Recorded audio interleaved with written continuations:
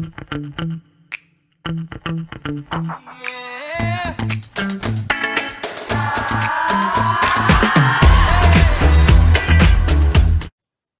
and welcome to the next round of our water cooler conversations. This particular survey, I'm joined by my colleague Leah Turner, the director of our practice sales teams. And this conversation all centred around the launch of our Interim Goodwill survey report, which is good news overall. Yeah, I mean, the most interesting thing, and obviously the one other thing most vendors are still asking us, is what is the impact of COVID? And quite simply, this is showing more and more, as we've been saying, that there hasn't really been an impact. Actually, business is still very good, and we're back to pre-COVID levels in number of sales. Yes, first we should say that if you want to download a full copy of the Goodwill survey report, you can do so by clicking the link in the comments, or for those of you watching on our own website, you can use the button in the top right. But I suppose the most interesting, which I said, the thing that I think adds validity to this survey, as you kind of alluded to, is it's the first actual report we've released since the COVID-19 pandemic, which had the same level of deal volume in it as what we had in the interim report in 2019, before of course any of this happened. And it also interesting to see that the transactions that are thus completing in this 6-month cycle appear to be transactions which aren't necessarily impacted in a direct way. I'm just saying, obviously everyone's been impacted, but aren't impacted in a direct way by the pandemic. In that fact, we haven't got a number of set deals that have been renegotiated because of the pandemic. We haven't got a number of people who are selling quickly because of the repercussions of the pandemic. So this, if you like, in my view, is the true, honest reflection of here's where we were in 2019 and here's where we are in 2021. 2 years for everyone. Pandemic not put to bed in terms of dental practice transaction cycles. And overall, we're pegging higher.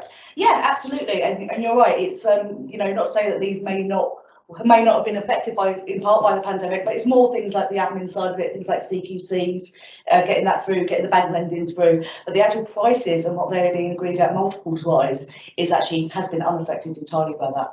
Yeah, so I think the obviously you can read the survey report, as I said yourself, so it's probably not worthwhile rehearsing what's actually in the report. But what is quite interesting is in the near 20% jump again, because when we released the whole year report back in April, it was the first time that the average sale value broke £1 million. And now, albeit with a slightly smaller deal volume, but even still quite significant, I think, that the average sale value now is exceeding 1.2 million. So we've jumped by by more than 20% again. What do you think is leading that? I think it's a number of things. I mean, firstly, this is the first report since we've really had a real surge in buyers. We commented on that before. As part of the pandemic, we've had a surge in buyers, and the groups, are just absolutely so much more aggressive now than they were even 2 years ago. The competition is pushing up those multiples considerably, which is what's pushing up the value. Yeah, no, absolutely. And I think what's also interesting is the fact that what you've got lots of dental practices who have actually, dare I say, had a good pandemic. Yeah. In the sense of the fact that obviously you've had an increased level of demand for private dentistry. So lots of private practices, we're seeing is their revenue through actually no real sort of strong investment in marketing or advertising above and beyond what they were doing before, has jumped by 20-30%. Now, when you think about that in terms of what that does to a deal, is that if you say, most practices now are valued on a multiplication of EBITDA or a multiplication of profits. And let's say you've already covered your fixed cost base, so your rent doesn't change, your line heat doesn't change, you're maybe slightly more productive than you were before, making better use of the appointment books, you're not employing any additional nursing staff. So if you put an extra, say, £100,000 on your revenue, you've got a little bit of materials and labs, so let's, for broad numbers, say that's 15% for the time being. And so therefore, of that 100,000, you've got £85,000, and that's if you're an owner operator. So of course, if you're multiplying that then by a factory, you deliver all of that yourself. If you're multiplying it by, say, 4 times, you can see that has already a very significant impact on valuation, although that, I will be honest, is a very extreme example. It's about 85,000 on a principal. But let's say it's a practice selling to a group. That £85,000, you're then going to have to pay the associate, say, 50% of the initial £100,000. But they're then going to contribute, say, 7,500, give or take. Not 7,500, in the 3,750 towards the lab fees. So what you've got left is, give or take, say, £38,000 of your initial £100,000. But none of the other costs have changed.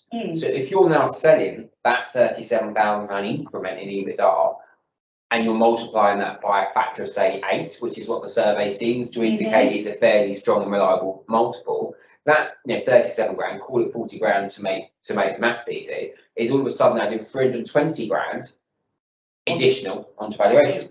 And the interesting thing about that is that actually, whereas I think some people are going, well, yes, we're enjoying this at the moment, we're very much riding the wave, is actually we can see in deals that are being agreed now, which probably won't appear on until the next Goodwill survey, that actually people are taking the assumption that this income can continue, it can be sustained. So they're not just assuming that actually this is a nice little peak, but it hasn't got the long-term value to the business. Buyers are looking at it with a view of this income will continue, it will be sustained, and as a result, we're happy to pay the high market for it. And of course, that then has a knock-on effect to sell value percentage of revenues as an indicator, because we're not going to value the whole practice at 320% of gross turnover.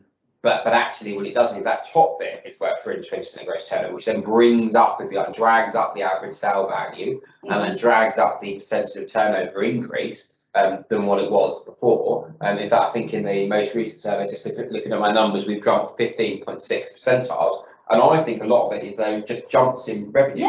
Yeah, as I say, it's been a sharp increase, especially when factored against those 3 months that were closed down, and you can really see that really from around September, October last year, it was on the up and up for everybody after they got used to getting back into practice and getting back into the swing of things. And the other big thing we've spoken about in the commentary in the report is, according to the numbers, and I do stress that, the numbers, NHS is king still. Yeah, and I mean, as we say in the report, you always have to take this with a pinch of salt. Any Goodwill report has to be kind of taken onto account as what's included in it. This is an interim report with a smaller base. But yes, that still very much seems to be the case. NHS is still king. And I think anyone who's obviously been through the last year performing 45 or 60% of their contract and getting paid the full value can see that value is still there.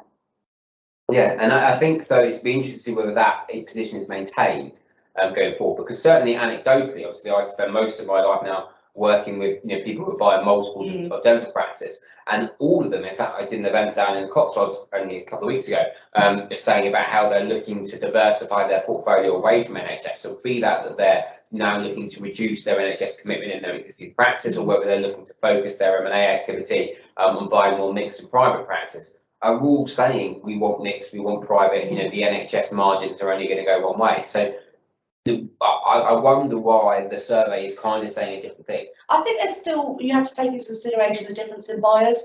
The NHS is still king often for the individuals, the first, second, third practice buyers, because it is, let's face it, a very good cash input to the business.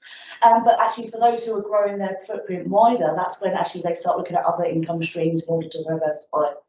And do you think there's a psychology in that, in the sense of the fact that obviously the NHS practices got paid through the pandemic, and so as an individual now looking to jump into the big risky pond of business ownership and, dare I say, borrow lots and lots of money from a bank, is that the idea of having a fee per item, which if we have another closure of dental practices, which by the way I don't think any of us are predicting, but we have closure of dental practices and all of a sudden the business going down, actually the comfort of having an NHS contract or a bit of dental plan that gives me still an income and revenue. Absolutely, and you pointed to it there, the dental plan as well. We've seen a large increase in interest in large plan practices as well. Whereas actually in the past, they've always been a bit hit and miss.